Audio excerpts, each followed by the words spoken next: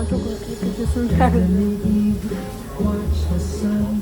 Ben kendimi aldım düzgünce. Set mi aldın? Çünkü zaten dışarıdaki malzemeleri burası çok hassas bir bölgeymiş. Ne kadar temizleseler de birkaç insana yapıyorlar. Evet, doğru. Bir set al, böyle iyi bir set almışsın. Sölingeni falan Ben güzel tırnağımı oluyor. bile törpüleyemeyen bir insanım. Onu nasıl yapacağım? Ben de öyleydim. Yavaş yavaş alışıyorsun.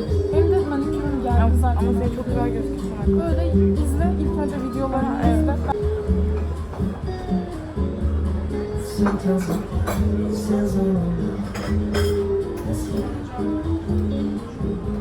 Bayağı.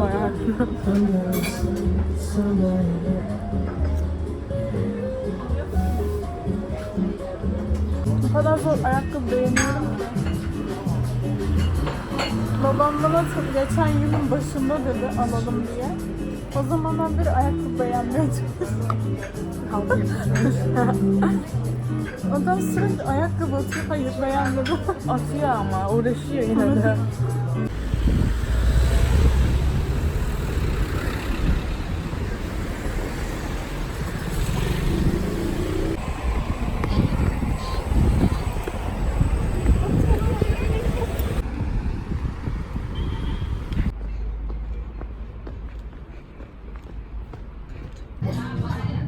Hadi birimiz birini söyleyelim.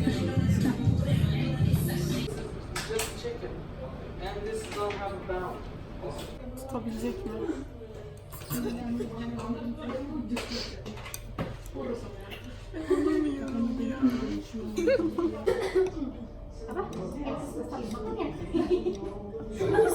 Uçta birleştiremiyorum ya. Arkada birleşiyor.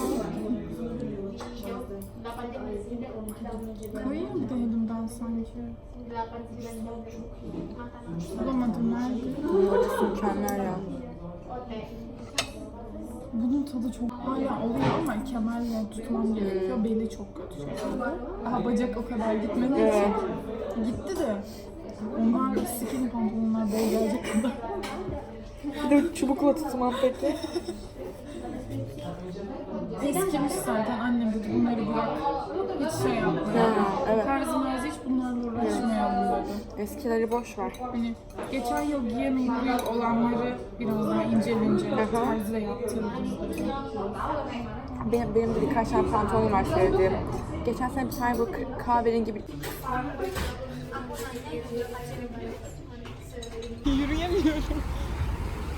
Kuzenin nerede oldu yine?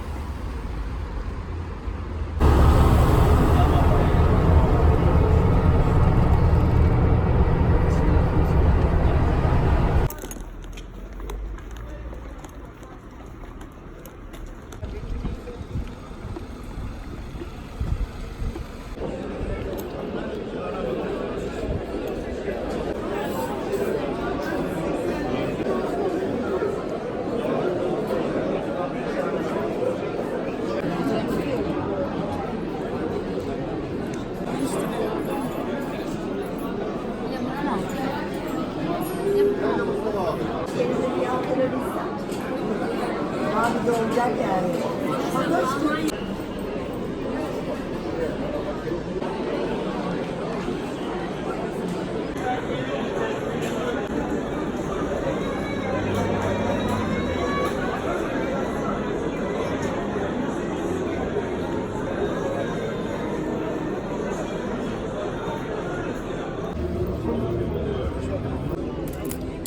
Sen daha sıksan.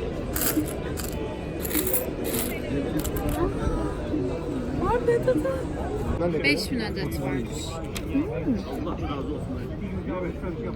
Ticari olarak kullanılmıyor. Çok değişik insanlar var burada diyor. Ondan sonra biz neyse girdik.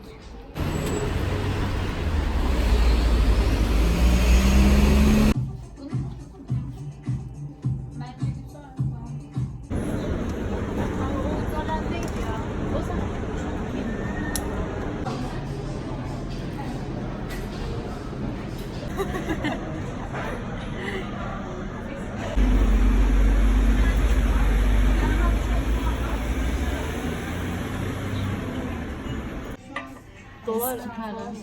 Eski para. Eski ülkelerin.